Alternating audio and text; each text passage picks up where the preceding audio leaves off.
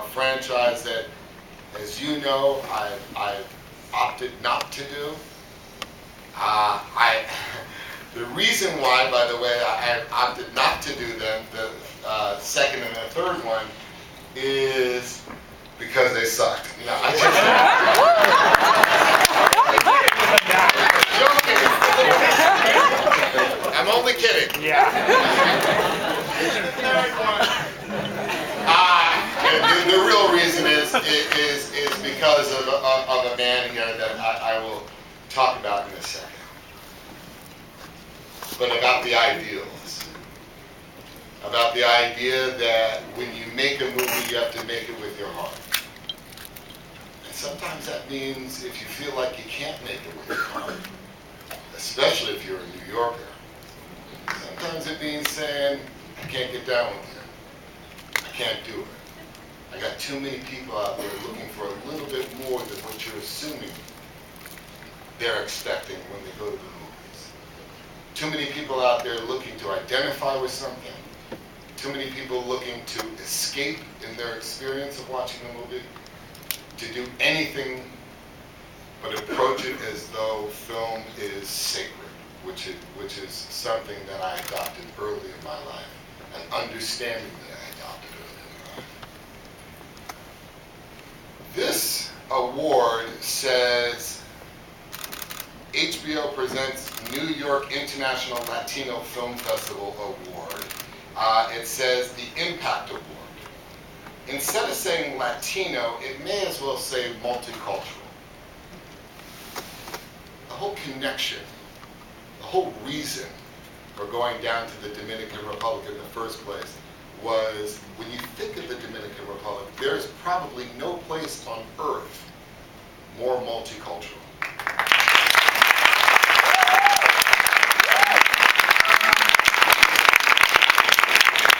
The Dominican Republic and all the Dominicans, we know you're always there!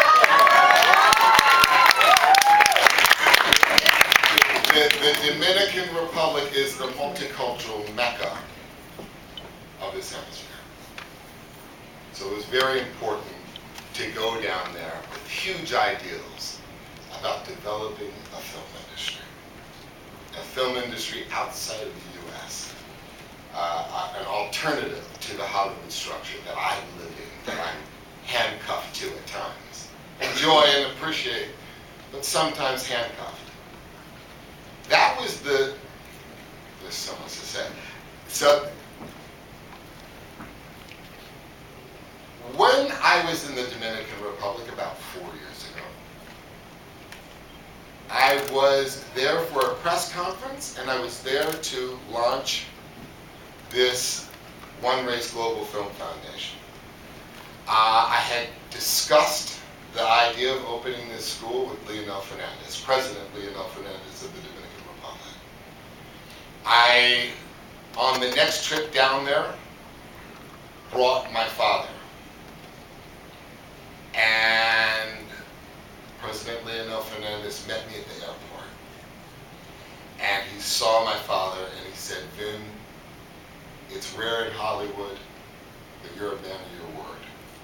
I talked about what my father had done at NYU and the idea of creating a program that allowed kids, inner city kids that wouldn't normally be allowed to go to an Ivy League school like NYU, the chance to go learn at this very fine establishment at NYU.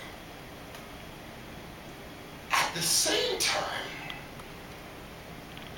I was trying to get as much time away from the press conferences as possible, and I was riding my bike on the Malecon. There was a kid that was shining shoes, and he wanted to shine my shoes, but I was wearing sneakers. And he said, I have some CDs if you want to buy any. And I bought these CDs. And that night, after a long day of press, I started listening to these CDs. Music was great. It was before reggaeton had really broken wide in America. heard the song Los Bandoleros. The reason why that's important is because it was the same time that Universal was asking me to do a cameo in a film called Tokyo Drift.